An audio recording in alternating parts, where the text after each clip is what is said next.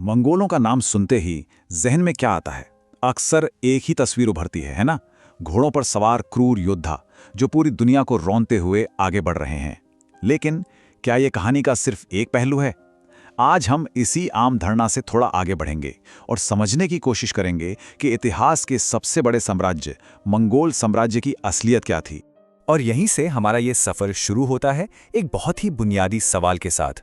यायावर मतलब ऐसे लोग जो घुमंतु हों, जो एक जगह से दूसरी जगह घूमते रहते हों, वो भला एक विशाल टिकाऊ साम्राज्य कैसे बना सकते हैं? ये अपने आप में एक बहुत बड़ा विरोधाभास है और यही मंगोलों की पूरी कहानी के दिल में है। चलिए इस विरोधाभास को थोड़ा और गहराई से देखते हैं। एक तरफ हैं यायावर, जिनकी जिंदगी हमेशा चलती रहती है, जो कबीलों में बटे हुए हैं, और दूसरी तरफ है एक साम्राज्य जिसे टिके रहने के लिए स्थिरता चाहिए, एक मजबूत सरकारी ढांचा चाहिए और सारी ताकत एक केंद्र में होनी चाहिए। ये दोनों बातें तो एक दूसरे से बिल्कुल उल्टी हैं। तो फिर सवाल ये है कि मंगोलों ने इस नामुमकिन काम को मुमकिन कैसे कर दिखाया? इसका जवाब हमें मिलेगा, लेकिन उससे पहले यह समझना जरूरी है कि दुनिया मंगोलों को देखती कैसे थी। सदियों तक जो समाज एक जगह बस चुके थे, उन्होंने मंगोलों को बस एक ही नाम दिया, बर्बर। पता है ये शब्द कहां से आया? ये यूनानी शब्द बारबरोस से निकला है, जो वो हर उस इंसान के लिए इस्तेमाल करते थे जो यूनानी नहीं था, मतलब असभ्य, क्रूर, जिसे शासन करना नहीं आता। और यही छवि, यही ठप्पा मंगोलों पर सदियों तक लगा रहा। तो इस सवाल का जवाब इस पहेली का पहला और सबसे जरूरी हिस्सा एक इंसान की कहानी में छुपा है। एक ऐसा इंसान जिसने बिखरे हुए मंगोल कबीलों को एक ऐसी ताकत बना दिया जिसने दुनिया का नक्शा ही बदल दिया। उसका नाम था तेमुजिन, जिसे बाद में दुनिया ने चंगेज खान के नाम से जाना। तेमुजिन की जिंदगी की शुरुआत बहुत मुश्किलों भरी थी। सोचिए, बचपन में ही पिता का साया सर से उठ गया, उनकी हत्या कर दी गई। उसके अपने ही कबीले ने उसे और उसके परिवार को बेसहारा छोड़ दिया। उसे किडनैप किया गया, गुलाम बनाया गया। लेकिन शायद यही वो मुश्किलें थीं, यही वो आग थी जिसने उसे तपाकर एक असाधारण लीडर बनाया। उसने धीरे धीरे अपने भरोसे के लोग जोड़े और अपनी ताकत बढ़ानी शुरू कर दी। और फिर आया साल 1206। ये एक ऐतिहासिक साल था। मंगोल कबीलों के सभी बड़े सरदारों ने मिलकर एक सभा की, जिसे कुरिलताई कहते हैं, और उसी सभा में तेमुजिन को चंगेज खान का खिताब दिया गया। इसका मतलब था सार्वभौम शासक या सबका शासक। यह सिर्फ एक नया नाम नहीं था, यह एक नए मंगोल राष्ट्र के जन्म का ऐलान था। एक ऐसा राष्ट्र जिसकी कमान अब पूरी तरह से चंगेज खान के हाथों में थी। तो चंगेज खान तो आ गए। अब आते हैं इस पहेली के दूसरे और शायद सबसे अहम हिस्से पर, मंगोल सेना। देखिए, चंगेज खान ने सिर्फ कबीलों को जोड़ा नहीं था, उसने इतिहास की सबसे खतरनाक और अनुशासित फौजों में से एक को तैयार किया था, एक असली वॉर मशीन। पर सवाल है, उसने ये किया कैसे?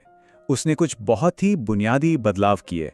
सबसे पहले उसने पुराने कबीलों की पहचान ही मिटा दी, सबको तोड़कर नई मिलिट्री यूनिट्स में डाल दिया गया, और ये सब 10, 100, 1000 के सिस्टम पर आधारित था।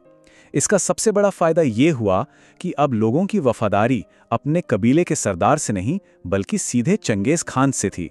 और सेना में आगे कौन बढ़ेगा, यह इस बात से तय नहीं होता था कि वो किसका बेटा है, बल्कि इस बात से कि उसमें कितनी काबिलियत है। मंगोल सेना की असली ताकत थी उनकी रफ्तार और उनकी चालाक रणनीति में। उनकी घुड़सवारी का तो कोई जवाब ही नहीं था, और घोड़े की पीठ पर से तीर चलाने में तो वो माहिर थे। जरा सोचिए, जब कड़ाके की ठंड में दुश्मन अपने किलों में आराम कर रहे होते थे, तब मंगोल सेना जमी हुई नदियों को हाईवे बनाकर उन पर अचानक हमला बोल देती थी। और हाँ, वे नई तकनीक सीखने में भी बहुत तेज थे। दुश्मनों से ही घेराबंदी करने वाली मशीनें बनाना सीख लिया और फिर उन्हीं पर इस्तेमाल किया। लेकिन शायद उनका सबसे बड़ा हथियार तलवार या तीर नहीं, बल्कि डर था। वो मनोवैज्ञानिक युद्ध के मास्टर थे। साल 1220 में जब उन्होंने बुखारा शहर पर कब्जा किया, तो वहां के अमीर लोगों से चंगेज खान ने कहा, मैं खुदा का भेजा हुआ अजाब हूं।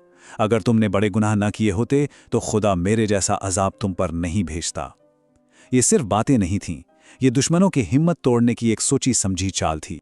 और इस रणनीति का असर बेहद खौफनाक था।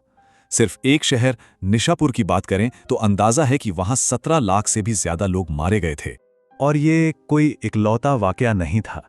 हेरात शहर में भी ये आंकड़ा 16 लाख के आसपास था।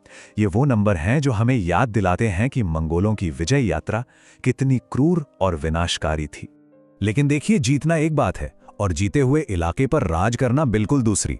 अब सवाल यह था कि इतने बड़े साम्राज्य पर, जहां तरह तरह के लोग और संस्कृतियां थीं, शासन कैसे किया जाए। और यहीं पर मंगोलों की असली काबिलियत सामने आती है, एक सिस्टम बनाने की काबिलियत। चंगेज खान ने क्या किया? उसने अपने बहुत बड़े साम्राज्य को अपने 4 बेटों में बांट दिया। इन हिस्सों को उलुस कहा जाता था। यह सिर्फ जमीन का बंटवारा नहीं था, यह शासन चलाने का एक तरीका था। हर बेटे के पास अपनी सेना थी, अपने इलाके को संभालने की जिम्मेदारी थी, लेकिन वो सब के सब एक बड़े यानी महान खान के नीचे काम करते थे। अब इतने बड़े साम्राज्य को एक साथ जोड़े रखने के लिए क्या चाहिए? तेज कम्युनिकेशन। इसके लिए मंगोलों ने एक कमाल का सिस्टम बनाया जिसका नाम था याम। आप इसे उस जमाने का सुपर फास्ट कुरियर या पोस्टल सर्विस समझ सकते हैं। थोड़ी थोड़ी दूरी पर चौकियां बनी थी जहां ताजे घोड़े और सवार हर वक्त तैयार रहते थे। इससे खबरें और हुक्म साम्राज्य के एक कोने से दूसरे कोने तक अविश्वसनीय रफ्तार से पहुंच जाते थे। और इस बेहतरीन सिस्टम का नतीजा क्या निकला? पैक्स मंगोलिका यानी मंगोल शांति का दौर। मंगोलों के सख्त कंट्रोल की वजह से सिल्क रोड जैसे जो व्यापार के रास्ते सदियों से खतरनाक माने जाते थे, वो एकदम सुरक्षित हो गए। और जब रास्ते सुरक्षित हुए तो सिर्फ सामान का ही नहीं बल्कि आइडियाज का भी लेन देन हुआ। बारूद, प्रिंटिंग टेक्नोलॉजी, कंपास, ये सारी चीजें चीन से निकलकर पश्चिम तक पहुंची और इन चीजों ने यूरोप का भविष्य हमेशा के लिए बदल कर रख। और देखिए, वक्त के साथ मंगोलों की सोच भी बदली। वो समझने लगे कि सिर्फ लूटपाट से साम्राज्य नहीं चलता। चंगेज के ही एक वंशज गजन खान ने अपने कमांडरों को साफ साफ कहा कि किसानों को लूटना बंद करो। उसका तर्क सीधा था, अगर किसान खुशहाल होंगे तभी राज में स्थिरता और समृद्धि आएगी। यह इस बात का साफ संकेत था कि अब वो सिर्फ जीतने के बारे में नहीं बल्कि राज करने के बारे में सोच रहे थे। तो आखिर में हम मंगोल साम्राज्य को कैसे देखें? उनकी विरासत को समझना इतना आसान नहीं है। ये एक बहुत ही उलझी हुई, एक जटिल तस्वीर है। एक ऐसी तस्वीर जिसमें बनाने वाले और बिगाड़ने वाले दोनों के रंग हैं। एक तरफ वो विध्वंसक थे, उन्होंने बड़े पैमाने पर विनाश किया, अनगिनत जानें लीं। लेकिन कहानी का दूसरा पहलू भी है। दूसरी तरफ वो जोड़ने वाले भी थे। उन्होंने दुनिया के बहुत बड़े हिस्से को एक झंडे के नीचे ला दिया, व्यापार के लिए सुरक्षित रास्ते बनाए और अलग अलग सभ्यताओं को एक दूसरे से मिलने और सीखने का मौका दिया। चीन की महान दीवार जैसी चीजें हमें हमेशा याद दिलाती हैं कि एक जगह बसकर खेती करने वाले समाज और घूमने वाले यायावर समाजों के बीच सदियों से एक तनाव रहा है। मंगोलों की शायद सबसे बड़ी कामयाबी यही थी कि उन्होंने इस तनाव को खत्म किया और इन दोनों दुनियाओं को एक हुकूमत के नीचे ले आए। मंगोलों को समझना इसलिए भी मुश्किल हो जाता है क्योंकि उन्होंने अपने बारे में खुद बहुत कम लिखा है।